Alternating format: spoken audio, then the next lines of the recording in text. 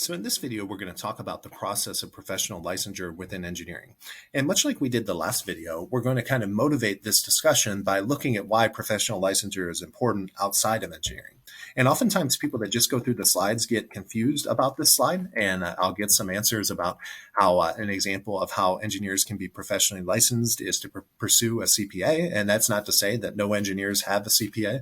I almost took the CPA exam after I got done with my MBA, but decided not to. But the point of this slide is not to say that this is anything to do with the PE or becoming professionally licensed as an engineer.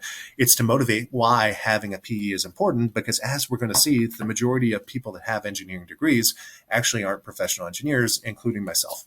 So when you think about professional licensure, oftentimes it's associated with a legal requirement to practice, meaning that you cannot call yourself this or do this job, whatever that vocation is, without holding that license. So if you think about licensed or regulated professions, some that you're familiar with outside of engineering, teaching is one, right? You have to have a teaching license in order to get into a classroom. Accounting is another. Now, this isn't to say that there aren't accountants that are not CPAs. CPAs are traditionally mandated or required amongst auditing firms that are going in and looking at the financial reports of publicly traded companies. If you're a managerial accountant at USAA, you might not have a CPA. So that's a good example, like that kind of is analogous to engineering that we're going to talk about in a minute. You can have an accounting degree, understand the accounting field of study, work in an accounting function, call yourself an accountant, and not be a CPA. That's a common thing. In addition, however, if you want to audit the books of public companies, you have to be a CPA. In addition, medicine, of course, if you want to practice medicine as a physician, you have to maintain a license and so on. So if you think about the advantages of having standardization or licensure, really, like if you were to go into a Minute Clinic today, you might know that there might be some variability in the quality of service that you'll receive from the nurse practitioner or whoever is working. However, you have some reasonable assumption that an individual went to a school that's accredited, that they passed some sort of exam, and that they've either shadowed someone or they have some minimum job experience so that they just didn't come off the street yesterday. So that standardization of knowledge is really what drives quality control. And whenever you have quality control and you have an expectation that you're going to have less variability in the service or product that's being produced, you're going to reduce your liability. So oftentimes, one of the big values of professional licensure is just being able to minimize tort. Right, minimize lawsuits. So in addition, there, of course, is a professional certification within engineering. It is called the Professional Engineering or the PE license. So the PE license is a long way in your future now. So really, we can get into a lot of details here, and I've linked out in case you're interested. But the main thing that I want you to focus on this slide is that the professional licensure process really consists of three attributes: taking it, having a minimum education level, completing an exam, and having some level of professional experience. So let's talk about each of those in detail in the state of Texas, because what you'll find is that professional licensure in engineering is governed on the state level, much like professional licensure in teaching and accounting and so on in that prior slide that we had. So in order to apply to receive a PE in Texas, you have to have a 4-year college degree in engineering, as long as it's EAC or ABET accredited. That is sufficient. If the 4-year college degree you have is from a non-ABET accredited program, and from the vast majority of discussion boards that I've read in this course, everyone is planning to go to ABET accredited institutions when they transfer. So UTSA or Texas A&M, right? Of course, those are ABET accredited institutions. However, if you don't go to an ABET accredited undergrad, you basically have to do a master's at an institution whose undergrad is ABET accredited. So it's important, just really speaks to the importance of attending an ABET accredited undergraduate institution. In addition, you have to have 4 years of work experience. In addition, if you only have that 4-year degree, there is a pathway to actually, if you have a non-accredited degree, as we spoke of in the original bullet, that you basically are required to have more experience there. In addition, some states require that your work experience be under the direct supervision of a PE. They used to have to sign a form and say this individual did PE related task under me. It is just preferred, as I understand it, in the state of Texas now, but feel free to dig into it. Again, we don't want to get in the weeds here. The key point is, first bullet, you have to have formal education. The amount varies depending on whether or not it's accredited. You have to have some experience. The amount varies depending upon your degree. And in addition, you have to pass exams. And these are the two exams that I want you to focus on: the Fundamentals of Engineering exam, or the FE exam, and the Professional Engineering, or the PE exam. So the FE exam is given throughout the year. You actually can take it in subdisciplines now. When I graduated with my undergrad, it was one common exam, regardless of whether you were an electrical, mechanical engineer, or so on. Now you take it in a specific subdiscipline. And once you've done all those and applied for a license and went through an ethical review and a background check, you can have a professional engineering degree, or you can have a professional engineering license, not a degree. Sorry about that. And in addition, like all licenses, you have to maintain continuous education requirements in order to keep that license active. But just going back, and I think we're going to talk about it a little bit, so I don't want to actually, let's go back in a little bit detail here and talk about these exams. So I know I'm going to bring up later that the point in time where you want to take your FE exam is right when you finish your undergraduate degree. And the reason is after completion of your undergraduate degree, you will have recently seen the majority of the content that is on the FE. It's very textbook focused, so it's easy to pass at the end of your undergraduate degree.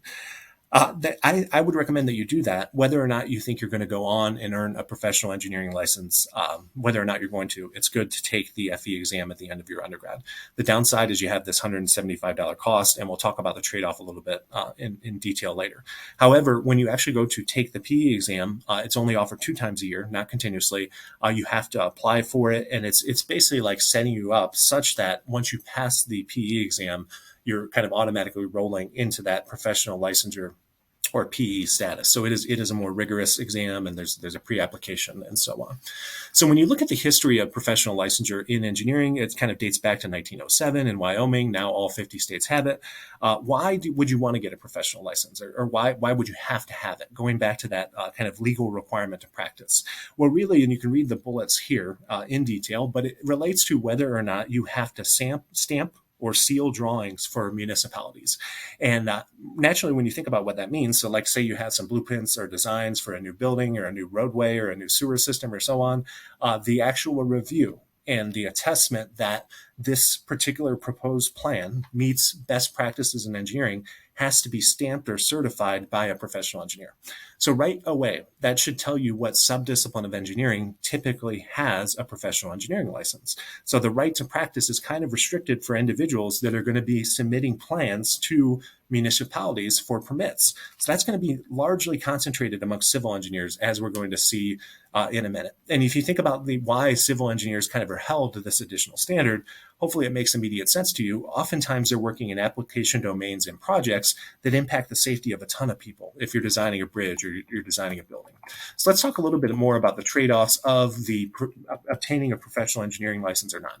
So there are 800,000 PEs approximately within the US, but that only constitutes 20% of the engineering workforce. So only 1 out of 5 people that are working in engineering jobs have a professional engineering license. And if you think about what we just said, it's basically required to be a civil engineer. So out of those 20%, it's 20% of all engineers, and the majority of PEs are civil engineers. So it is incredibly uncommon in disciplines like electrical engineering or biomedical engineering, even mechanical engineering. It's a little bit uncommon. I mean, the numbers just bear that out. So when you think about the pros and cons of whether you'll pursue the PE, because you could do it as an electrical engineer or you could do it as a biomedical engineer, the key pro is if it's something not a lot of people have, it's naturally going to be prestigious. People know that it's something you have to pass multiple exams for. You have to go through a background check and whatnot. So if you have something that took work to get and you have to be distinguished to get, and not many people have it, it's going to differentiate you in the employment market. The negatives, of course, are that there is a cost associated with taking both of those exams. And particularly for the PE, since you're going to be doing that down the road, there's going to be dedicated exam prep that you're going to have to be doing while you're working as an engineer. And that's always tough when you have to come home at night after a long day and prep for another exam. In addition to maintain that license, there are continuing education requirements. Those typically cost money. However, if you're working in a job where a PE is required, it's very likely that your employer will cover the cost of those for you. So if I had to give you any advice, I would say when you finish your undergrad, think about actually taking the fundamentals of engineering exam. The con is you have to take another 6-hour exam right when you're finishing up your undergraduate degree. And in addition, you have to pay that registration cost. But the positive is it opens up the pathway to professional licensure should you choose to do it down the road. So just shell out the $175. I know it'll feel like a lot of money at the time when you're finishing up your undergrad. Take one more test. You're likely not going to have to prep for it that hard because all that material is going to be fresh. And then down the road, once you have the work experience, if you decide, hey, I want to do the PE, all you have to do is take that PE exam, assuming that you went to an ABET accredited school and that you have the adequate work experience requirement and that you can meet the ethical standards. Versus if you didn't take the FE, the first thing you have to do is go back and take the Fundamentals of Engineering exam. And at that time, even though you've been working as a professional engineer, you will likely find that exam to be much harder because it's largely based upon textbook knowledge. So hopefully this cleared up kind of the process for becoming a professional engineer, along with what subdisciplines it's most common in, of course, disproportionately common in civil engineering, along with the pros and cons of pursuing a professional engineering license along your career pathway.